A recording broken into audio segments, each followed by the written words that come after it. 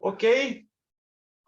O livro Temor que Vence o Medo, capítulo 8, o plano estratégico de Deus.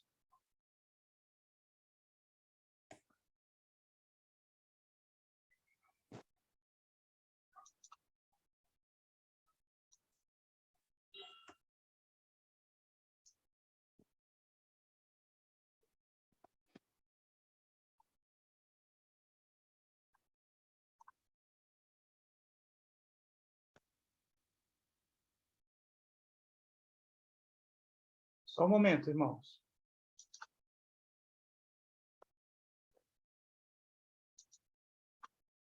Está aparecendo aí na tela de vocês? Sim. Ok. Então, primeira página do slide, aí eu até mandei lá no grupo, quem quiser também depois dar uma olhada. A Bíblia diz, está posto aí, né, que esse mundo jaz no maligno, ou seja, ele é dominado pelo mal. O Satanás, com os seus demônios, eles disseminam ódio nos relacionamentos. Tudo que ele faz é para corromper o mundo e destruir a vida das pessoas. Esse é o objetivo de ser de Satanás. Imagine se não existisse Deus controlando as forças do mal nesse mundo. Teríamos sido todos nós tragados, destruídos há muito tempo. A única esperança que nós temos nesse mundo vem de Deus. Um mundo sem Deus seria um verdadeiro caos. Eu vou procurar, ao longo do estudo, irmãos, estar respondendo aí as perguntas que nós temos lá no final do capítulo. Primeira pergunta, ela se encaixa aqui nesse momento. Qual o objetivo deste capítulo? O autor responde, apresentar o plano estratégico básico de Deus para lidar com a tentação do medo.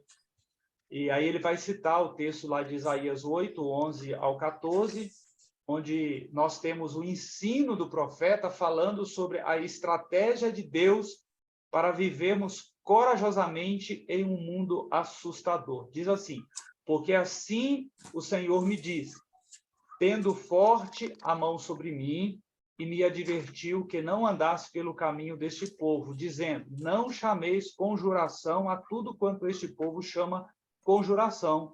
Não temais o que ele teme, nem tomeis isso por temível. Ao Senhor dos exércitos, a ele santificais, seja ele o vosso temor, seja ele o vosso espanto. Ele vos será santuário, mas será pedra de tropeço e rocha de ofensa às duas casas de Israel. Lanço ou laço e armadilha aos moradores de Jerusalém. E aí é interessante, irmão, que o autor, ele apresenta no capítulo duas maneiras de reagirmos a situações ou tempos difíceis. A maneira errada e a maneira certa. É isso que a gente vai trabalhar hoje. A primeira maneira, a maneira errada de reagir a situações difíceis, é essa agora. Isaías, ele era um profeta de Deus, um homem privilegiado pela bênção de ter sido chamado por Deus para falar ao povo dele em Judá, ou seja, na capital, em Jerusalém. É bom que se diga que Deus não prometeu a Isaías que a sua vida, o seu chamado, o seu ministério seria fácil. Como nunca prometeu para nós que a vida cristã seria fácil. Na verdade, Deus disse para Isaías que o povo de Judá se recusaria a ouvi-lo e rejeitaria a sua mensagem. Mas, mesmo assim, Isaías não recuou diante de tão grande missão. Ele proclamou fielmente a mensagem do Senhor ao povo. Isaías foi um homem como nós. Não era nenhum super-homem, não usava capa, não usava alguma roupa que era impenetrável, Isaías tinha um coração de carne, ele era feito de carne e osso, sujeito às mesmas crises que estamos sujeitos. Semelhante ao que diz lá em Tiago sobre Elias.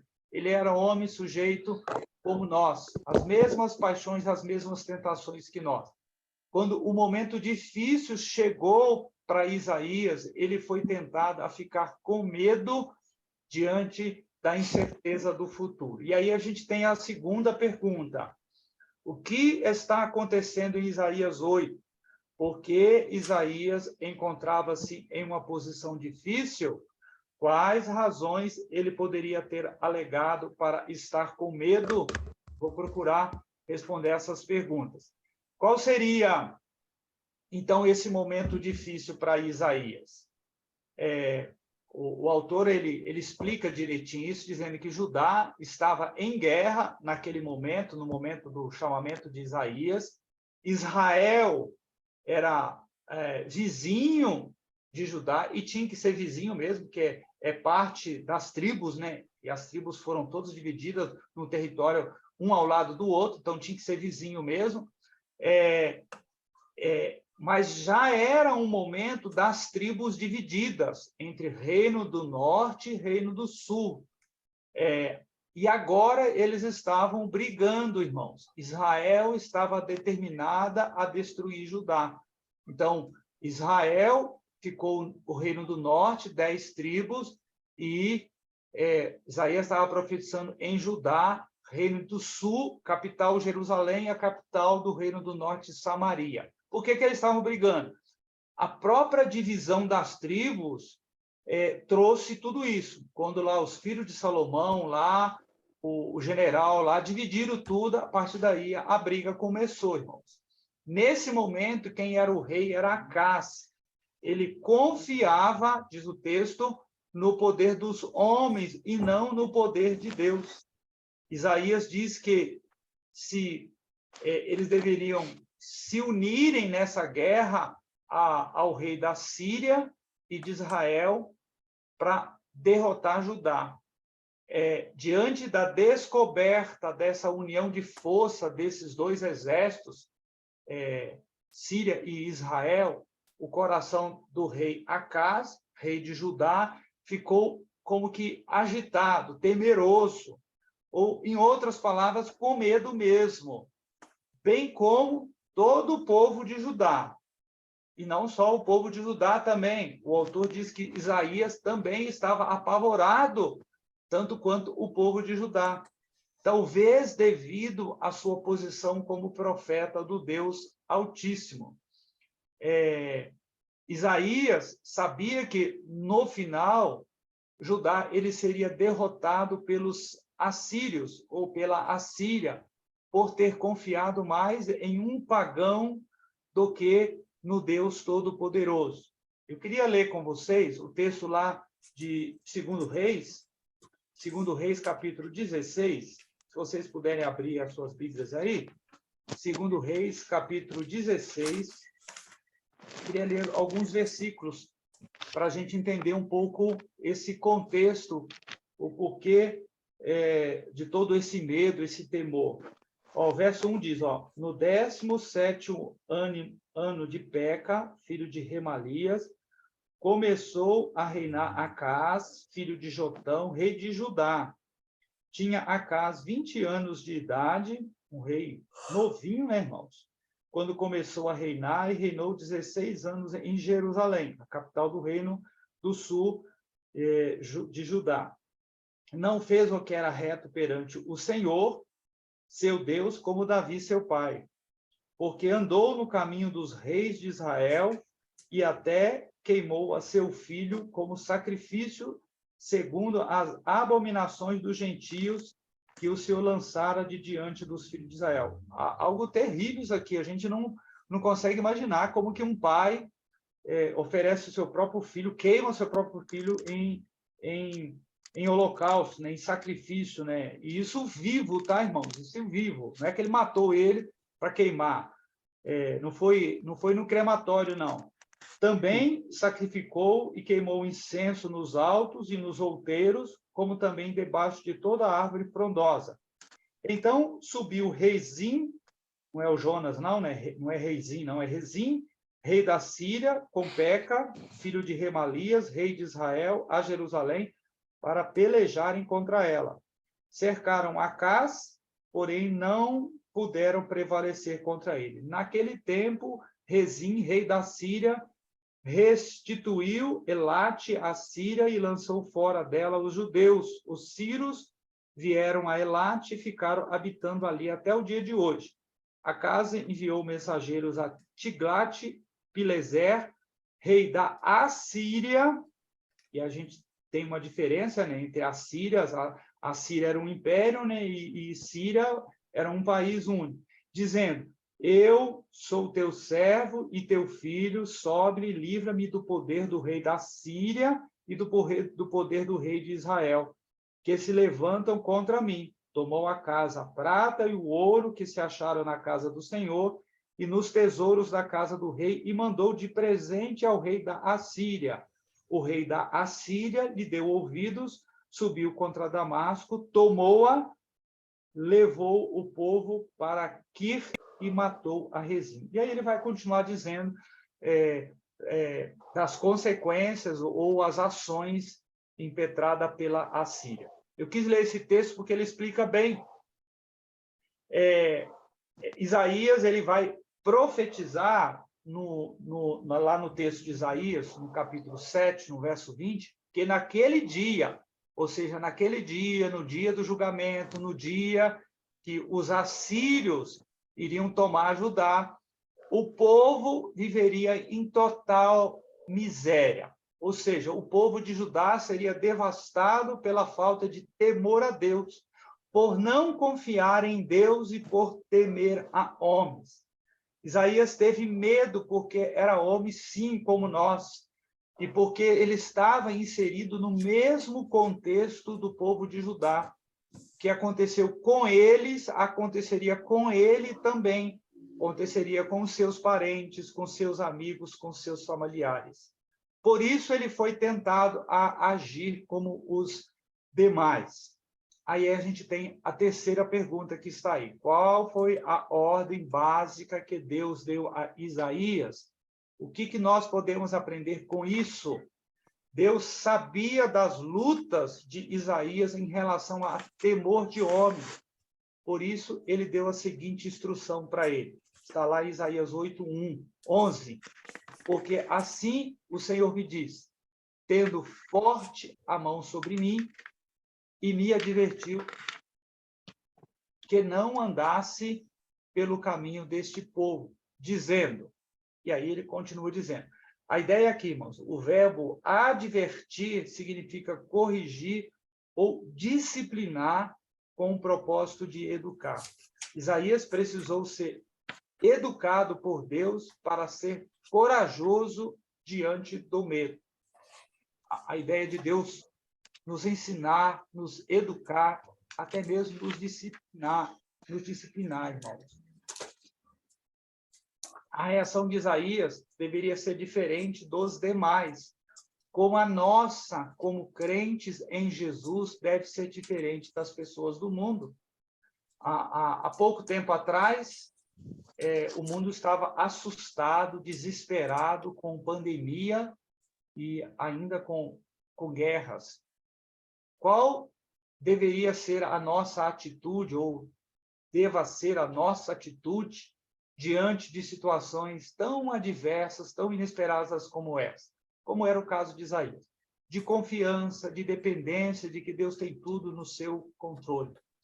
A verdade é, irmãos, que às vezes nós agimos igualzinho como Isaías e o povo de Judá agiram diante de uma situação de luta na vida. Igualzinho. Deus disse para Isaías que não andasse pelo mesmo caminho que o povo estava escolhendo andar.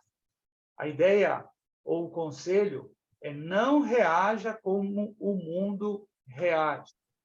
Muitos crentes, infelizmente, nessa pandemia, reagiu semelhante, ou às vezes até pior, à reação que as pessoas do mundo tiveram. E aí a gente tem aqui duas ordens que Deus ele dá para Isaías. Então, está aí na transparência. A primeira é: não faça concessões desonrosas. Lembrando que a gente está trabalhando maneiras erradas de reagirmos a situações difíceis. E aí a gente tem a quarta pergunta. O que Deus disse a Isaías no versículo 12: não chameis conjuração a tudo quanto este povo chama conjuração. Não temais o que ele teme, nem tomeis isso por temível. A advertência de Deus para o profeta é: não faça alianças, não faça conjuração, não faça conspiração, não faça coligação. E ele fez, e eles fizeram coligação com a Síria para se defender. Vendeu a alma para o diabo, em outras palavras. Não faça concessão com o povo, como o povo estava fazendo. Mesmo que a casa estivesse boas intenções, até o ditado diz isso, né? Que o inferno está cheio, né? Com a justificativa de que estava tentando salvar Judá, salvar o povo de Judá, salvar Jerusalém, mas de forma errada, fazendo a aliança infeliz com a Síria. E aí a quinta pergunta: de que maneira você é tentado a fazer concessões quando se vê em situações assustadoras? Então, perguntas assim, bem impactantes, essas perguntas que o autor colocou, mexe bastante com a gente, né? Porque são situações que a gente já viveu, vamos continuar vivendo, a qualquer momento a gente pode passar por isso. Então, da mesma maneira que Isaías e o povo de Judá, quando as dificuldades chegam, em vez de olhar para Deus, olhamos para o que o homem pode fazer. Deus odeia, irmãos, esse tipo de reação nossa, pois não confiamos nele. Jeremias 17:15, ele diz: maldito aquele que confia no homem e cujo coração se desvia do Senhor. Então, confiar no homem, depositar fé, esperança no homem, é desviar o seu coração do Senhor. O coração tem que estar no Senhor e não no homem. Então, Israel já estava fazendo isso, o Reino do Norte, né? Samaria, e agora Judá estava fazendo a mesma coisa também, irmão.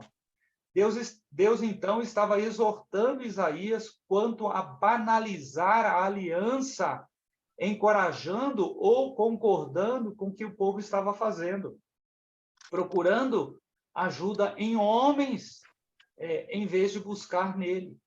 A ordem de Deus, ela foi enfática: não faça concessões, não reaja como o mundo, se aliando com a criatura em vez do Criador. E aí, a continuação daquele texto lá, de Isaías 17, ou versículos anteriores, os 5 ao 7, né, ele também vai dizer: bendito aquele que confia no Senhor e cuja esperança é o Senhor. Bendito é, bem-aventurado, é feliz aquele que tem a esperança firmada na pessoa de Deus. Deus está alertando que essa aliança que eles estavam buscando iria terminar em mal para eles, não iria terminar bem essa situação. Como o profeta Abacuque, quando ele diz que Deus responde, né, as queixas, as lamentações do profeta, as reclamações do profeta, Deus responde dizendo que iria suscitar os caldeus contra o povo de Judá. Os caldeus são os assírios, um povo cruel, um povo terrível. E isso era, evidentemente, uma medida disciplinar devida à frieza, devido à idolatria, à apatia daquele povo. O profeta estava reclamando: Deus não se importa com as injustiças sociais que estão acontecendo em Judá, mesma situação em Judá também. E Deus: você está reclamando? Vai piorar a situação, vai piorar. E como piorou mesmo. O povo não gostou de ouvir essa mensagem de Deus através do profeta. Com Isaías, não aconteceu o mesmo que aconteceu com o profeta Jeremias, que foi apedrejado, preso, mas poderia ter acontecido o mesmo, irmão. Mas eles disseram que ele era um traidor, o povo, para Isaías. Mas Deus o exortou dizendo para não fazer concessões. Deus disse, seja fiel às minhas palavras, diga o que eu estou mandando dizer, faça o que eu estou mandando você fazer. Então, a ideia é não mude a mensagem, não adapte a mensagem para gostarem de você. Proclame a mensagem, quer goste de você ou quer não goste de você. Então, eu estou falando sobre essas duas ordens que Deus dá para Isaías. A primeira, não faça concessões desonrosas. A segunda, não desmorone. E aí a gente tem a pergunta 6. Como as pessoas do mundo costumam reagir às situações assustadoras? Dê exemplos. É aceitável que os crentes em Cristo reajam às situações assustadoras como o mundo faz? Explique biblicamente. Eu diria que eles dão desculpas. Eles acreditam nas mentiras que o mundo conta. Por isso que muita gente acaba se desviando dos caminhos do Senhor, porque acreditam nas mentiras que o mundo tem dito. O mundo diz que você tem direito de ser feliz, o seu corpo, a sua vida, suas decisões, ninguém tem nada a ver com a sua vida. Diz que esse negócio de Deus, Deus está morto, né? Isso não existe, né? Deus é uma força. Há tantas inverdades, tantas mentiras, e aí as pessoas elas estão pondo a vida eterna delas em risco, em detrimento dessas mentiras. Ou seja, as pessoas estão fazendo concessões. Alguém tem algum exemplo aí que poderia compartilhar com essa pergunta aqui?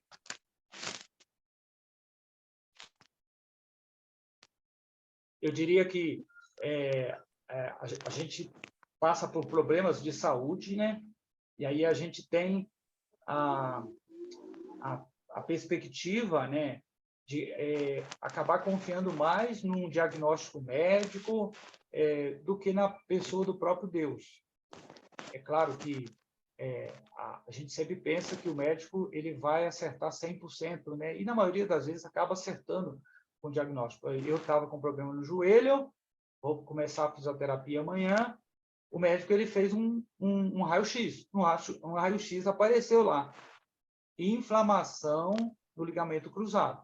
Então, aí ele estabeleceu algumas coisas. Profenide, tomar um anti-inflamatório, colocar a tala, fisioterapia. Então, tudo indica que ele está certinho. Mas há tantos exemplos de que médicos, ele coloca uma condição sem esperança para a pessoa, não tem mais jeito. E Deus reverte com o poder, com a autoridade dele, né? E a gente precisa confiar em Deus. Alguém tem algum exemplo?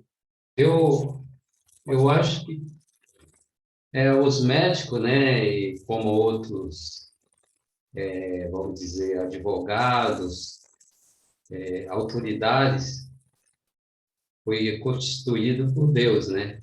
Sim. Mas como o pastor está falando, muitas vezes, e não vou dizer que são todos os cristãos, mas muitas vezes as pessoas procuram primeiramente um médico, até que o médico fala que não tem mais jeito com aquele problema, aquela doença, que aí é que volta a buscar Deus.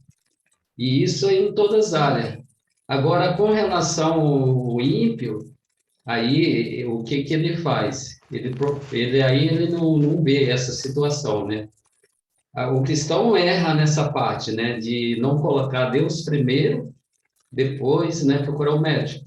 Já o ímpio, ele já acredita direto no homem, nos médicos, na alta ajuda, né? Quando tem os problemas, aí vai procurar psicólogo. Essa é a minha opinião com relação a esse assunto. Sim, sim. Eu creio que a intimidade com Deus nos faz, em todos os momentos, sempre confiar em Deus. E faz parte do processo, porque, como você mesmo disse, Deus é que estabeleceu a capacitação para os médicos, faz parte dos processos nós irmos ao médico. Na verdade, é aconselhável irmos como mordomos que somos desse corpo, que é o templo do Espírito Santo. Cuidarmos sempre bem dele. Mas, em última instância, também em primeira, quem sempre tem a palavra final é Deus. É Deus. A gente precisa fazer a nossa parte. Mais alguém quer falar? Ô, pastor, dá para me escutar? Dá sim, irmão. Pode falar. Ok. Eu achei interessante, quando eu fui começar a ler esse livro, eu fui ali na Caixa Econômica Federal, né? Ali na Avenida Itaparque. Quando eu entrei na agência, estava o lado dos bancos ali onde sentam as pessoas, estava lotado. E só tinha uns bancos assim de frente com a catraca lá que entra, né? Entrada e saída. Aí eu comecei a ler o livro, aí estava escrito assim, ó. Na nossa vida a gente tem medo, né? Mas fala assim que quando a gente tem Deus, a gente pode ficar tranquilo. Mas ele fala assim, o autor, ele fala assim, pode ter certeza de que em breve algo acontecerá na sua vida e que confrontará você com uma dura realidade que você não está tão seguro assim. Aí eu tava de frente com aquele monte de vidro, aí eu pensei assim, "Oh, se o bandido vir roubar aqui, ele vai tacar bala aqui no vidro." E eu pensei assim, por que eles colocam as pessoas bem de frente com vidro, né? Só para a pessoa sentir medo, né? E aí eu fiquei pensando, eu falei, o que será que pode acontecer? Eu falei, realmente eu estou lendo o livro aqui e já começando a pensar no pós-moderno, né? Já pensando em coisas que não vai acontecer, mas a gente já começa a imaginar, né? É. Então, isso, isso nos traz medo, né? Porque a gente não está seguro.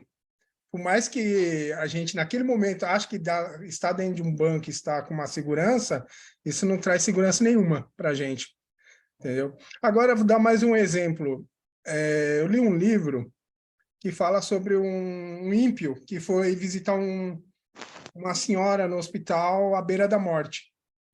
E quando chegou lá, essa senhora era temente ao Senhor, e ela estava tão tranquila assim da salvação dela, tão tranquila referente ao Deus que ela serve, que o ímpio saiu do hospital e falou assim, eu quero servir esse Deus, porque eu, quando eu estiver à beira da morte, quero ter essa tranquilidade. Então, eu acho que você ter confiança no Senhor, você não...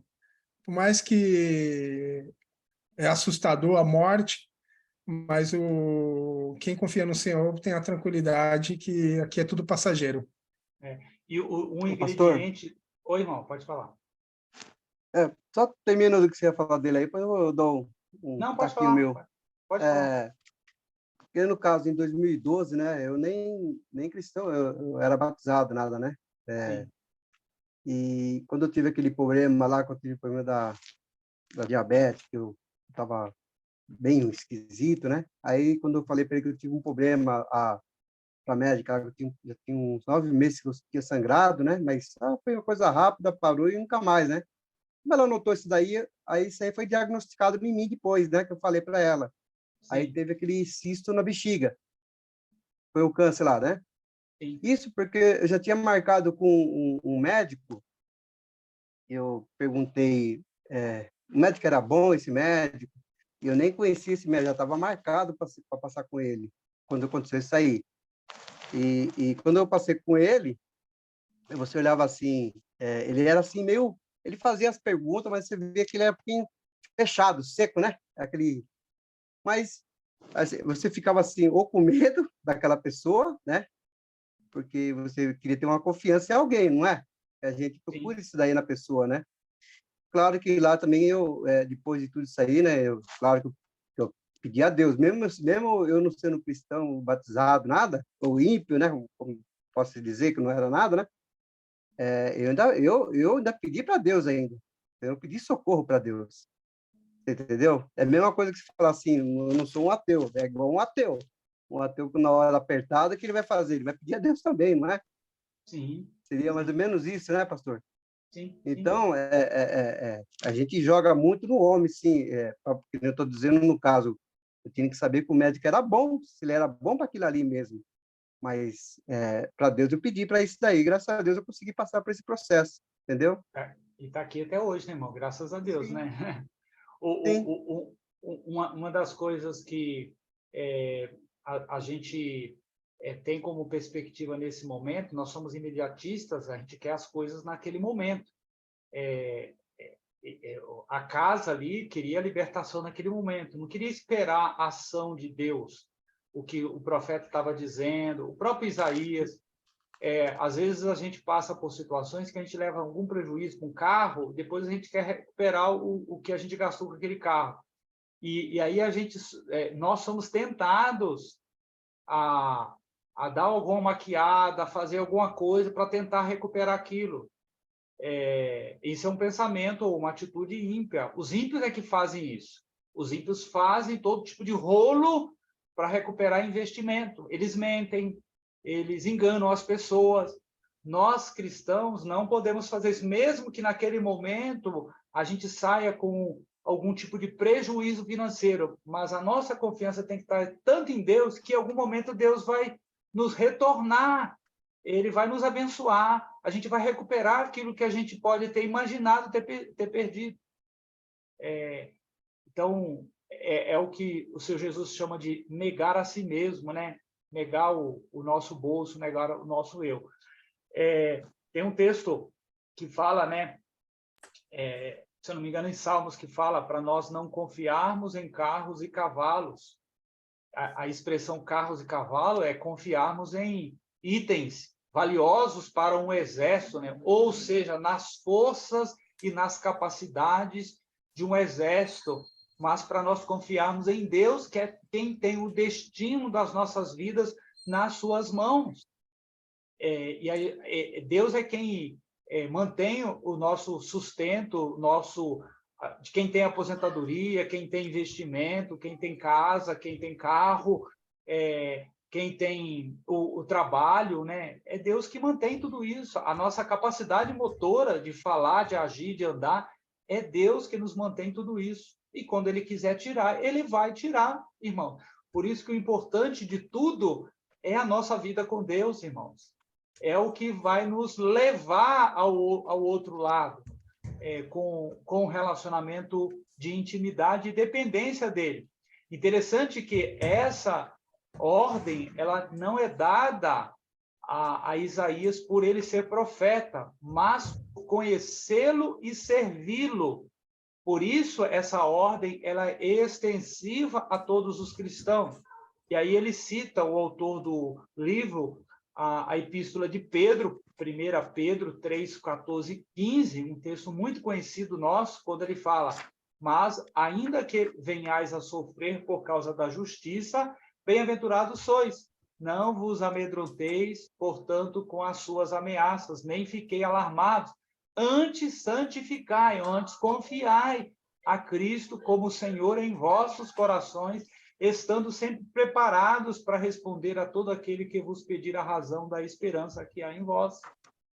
E aí a gente tem a pergunta de número 7. Qual é o caminho para vencer seus medos?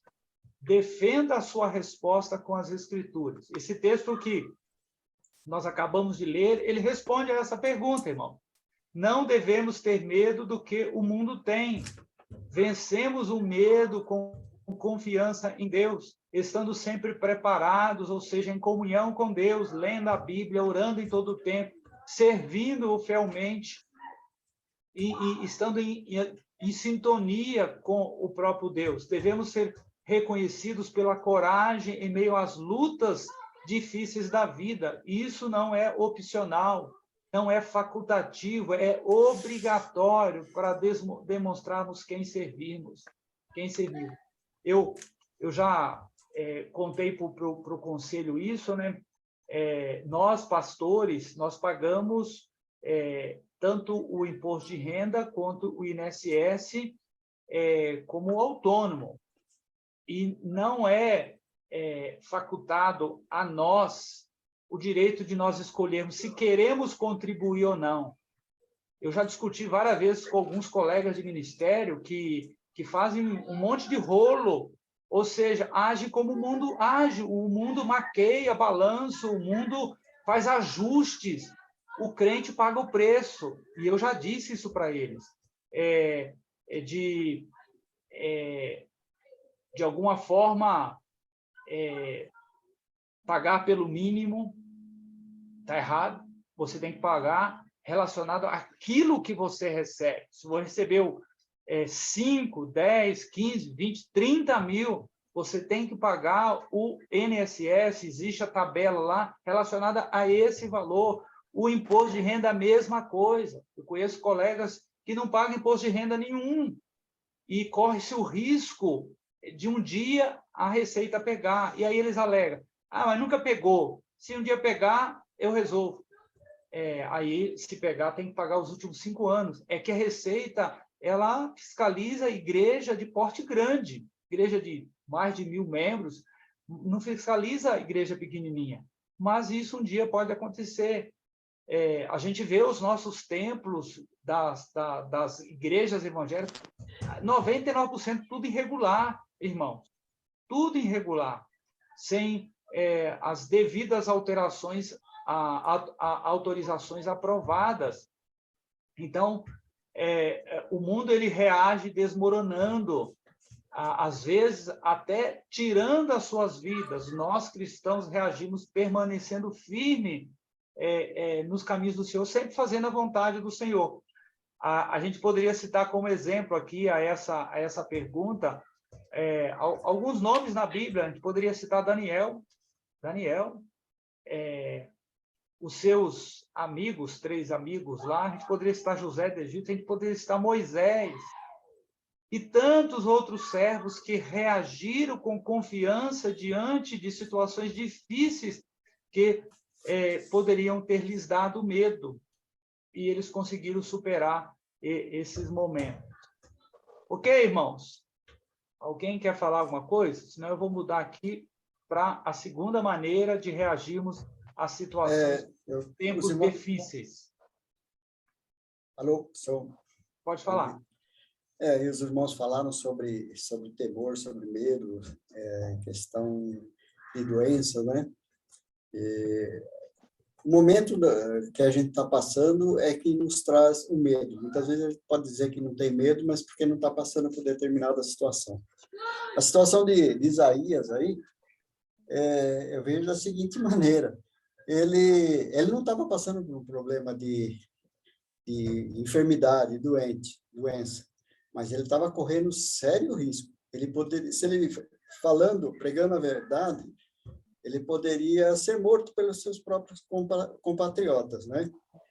Por outro lado, ele sabia que Deus tinha revelado para ele, e nós diríamos na linguagem de hoje, ele estava no olho do furacão, né? Que a Síria iria invadir, iria destruir, né? E fatalmente ele também não ocorreu com ele, mas ele corria sério risco. Então nós vemos aí a situação do servo de Deus de falar a verdade, né? Sem se importar com as consequências. Aí eu queria aqui na página 157, eu grifei como se fosse uma frase de impacto. Olha o que está escrito aqui. Isso aqui é para mim, é para o pastor, é para os irmãos que pregam a palavra. Ó. Não faça concessão, aí no caso da leitura do que foi feito. Não mude a mensagem só porque o povo não gosta de ouvi-la. Não diga aquilo que eles querem que você diga para que gostem de você. Você vai gostar por aquilo que vai dizer ou não. Aí o Senhor termina dizendo: eu lhe dei essa mensagem para proclamar. Proclame-a. Então, falar a palavra de Deus não pode ser maquiada. Muito bom, muito bom. Deus, ele disse, sabia o que ia acontecer, ele tinha os temores dele lá, mas ele tinha... Tá bom, é isso aí. sim, sim. Deus, ele disse ao profeta como ele deveria reagir diante de tempos difíceis, que ele deveria santificar-se, que era dele que ele deveria ter pavor e não dos sírios, dos Exatamente. israelitas, ou dos assírios, ou do povo, ou de quem quer que seja, mas era do Senhor. E aí, nesse tópico, Deus também dá duas ordens para Isaías. A primeira é: santifique a Deus em seu coração. Santificar significa considerar santo, ter grande respeito ou reverência por Deus. Significa separá-lo em nosso coração. Significa o tratarmos diferente da forma como tratamos o mundo. E aí a gente tem a oitava pergunta. O que significa consagrar a Deus? Significa separar como sagrado. E aí a gente tem no Velho Testamento itens, pessoas sendo consagradas, separadas para uso exclusivo a Deus, num propósito especial a Deus. Consagrar a Deus é dar a Ele uma posição absolutamente única em seu coração e em sua vida, pensando em Deus como alguém superior a mim, não um igual a mim, reconhecendo que ele é o oleiro e eu sou o barro. Por isso que nós precisamos separar a criatura do Criador. Somos fracos, medrosos, porque falta Deus nos nossos corações, falta intimidade com ele, porque não entendemos verdadeiramente quem Deus é e o tamanho do poder dele. Entendemos e vemos Deus como alguém limitado, alguém pequeno. Por isso, os nossos pensamentos também são pequenos. E aí a gente chega à pergunta de número 11. Ela aparentemente está um pouco fora de ordem aí, mas no capítulo eu encaixei ela. Explique como o medo brota da ignorância. Relacione isso com a sua própria situação. De que forma o seu medo resulta da ignorância. E aí ele cita no livro um camarada chamado John Flavel.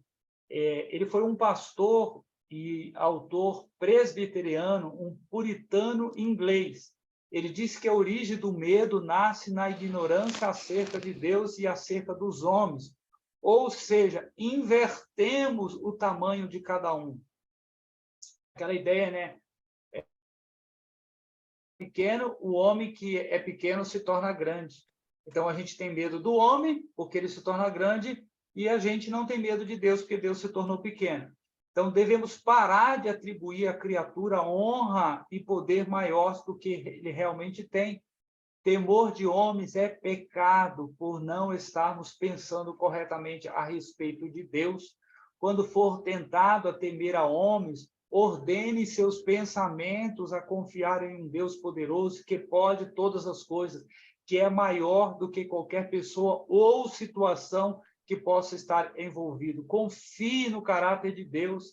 Deus é o grande governante do universo. Ele faz o que lhe agrada, tão somente. Não foque nas circunstâncias, mas em Deus que governa a sua vida, o seu futuro, o seu destino. E aí a gente entra na pergunta 9. O que é para você consagrar a Deus? Como você pode fazer isso? Seja prático. Que passos específicos você pode dar esta semana para santificar a Deus em seu coração? A ideia aqui, que consagrar para mim é separar do mundo. O que o próprio autor está ensinando, e que a gente conhece a palavra, é santificar, é deixar de ser movido pelas coisas do mundo, as coisas que nos causam separação de Deus, que nos causam idolatria. A ideia é me afastar das coisas do dia a dia que acabam me contaminando. Por exemplo, internet, televisão, consagrando, lendo a palavra bastante, separando um tempo de adoração, jejuando, orando. Então, há muita coisa. Buscando mais fidelidade, dando passos de mais confiança a Deus. Essa semana eu dei um passo de mais confiança. Eu, para a honra e glória do Senhor, eu já ajudo financeiramente com o mesmo valor alguns missionários. Aí hoje eu dei o passo essa semana de ajudar mais um missionário, mais um casal de missionário. Eu até disse para ele, olha, é um passo de fé que eu estou dando, para que, de alguma forma, eu consiga arcar com isso. Eu creio que eu vou conseguir, irmãos. Então, assim, Deus ele dá ordens para Isaías. Primeira ordem, na maneira certa de reagirmos a situações em tempos difíceis, ou em situações difíceis, é santifica a Deus em seu coração. A segunda é tema a Deus, irmão. E aí a gente tem a pergunta de número 10. Pergunta 10. Qual é a razão que este capítulo aponta para o fato de lutarmos tão intensamente com o medo da criatura em lugar de temer o Criador? Porque tememos mais a criatura do que o Criador. A chave para vencer o medo pecaminoso é substituí-lo por um temor santo. A questão é, o que Paulo ensina lá em Efésios, né, é estarmos cheios do Espírito Santo de Deus, é sermos tomados pelas ações do Espírito Santo de Deus, a condução dele nas nossas vidas. E a gente só vai conseguir isso, irmão, quando a gente for insistente nas práticas da Bíblia. Não é que nós somos corajosos por nós mesmos, por isso que a gente precisa... E aí Paulo fala, né? Toda a capacitação, a capacidade, vem de Deus, vem de Deus. Então, Deus deu a Isaías um forte incentivo para temê-lo. Não foi um pirulito não, tá, irmão? Deus disse a ele, se ele o temesse, ele seria seu santuário, ou seja, ele se tornaria o seu lugar santo. Deus estava dizendo para Isaías que habitaria em segurança nele, que não precisaria temer mal algum. Isaías precisaria lembrar das suas promessas. Não somente ele, nós também, né? De tudo que ele já fez. E a palavra de Deus está aí para nos lembrar. Spurgeon, aqui na página 167, ele cita algo bem interessante, né? Lá em cima. Ora, não importa o que Deus nos der para fazer, se é Ele quem nos ajuda, podemos fazê-lo. Contando com a ajuda de Deus, poderei partir o mundo ao meio e estremê-lo em fragmentos menores que a poeira da eira. Se Deus estiver comigo, poderei soprar com meu hálito o mundo inteiro, como uma criança sopra uma bolha de sabão. Não há como dizer o que o homem pode fazer quando Deus está com ele. Não há medo no homem que está com Deus. Ele é o todo suficiente. Não há nada fora do alcance de seu poder. E aí a gente chega na pergunta 12. O que você pode aprender com o fato de que Deus ele é o Senhor dos exércitos? Que Deus se apresentou a Isaías diante do seu medo como o Senhor dos exércitos. O título Senhor dos exércitos tem conotação militar, mas que significa Senhor das hostes, que somente ele governa com todo o poder sobre o universo. Apenas ele é o comandante, em vez de temer exército humano como o da Síria, Isaías, e nós deveríamos temer a Deus, o Senhor dos exércitos. Pergunta 13, qual é o plano estratégico básico de Deus para você se tornar uma pessoa corajosa? De maneira bem simples, irmãos, tema mais a Deus para não precisar temer mais ninguém. A gente não tem muito tempo para esmiuçar mais isso aqui. A 14, como resultado do que você aprendeu nesse capítulo, o que você fará de forma diferente na próxima vez em que for tentado pelo medo? Responderá com temor a Deus e não com temor aos homens, confiando mais em Deus e não nas suas forças, na sua capacitação, buscando mais a Deus, para que assim você possa conhecê-lo melhor. E aí, por último, a conclusão está aí também, que Deus nos abençoe, fazendo o certo diante de um mundo assustador, pois se Deus é por nós, quem será contra nós? Ou Deus ele é por nós, ou maior é o que está em nós do que o que está lá no mundo. Não temamos o homem mais do que tememos a pessoa do nosso Deus.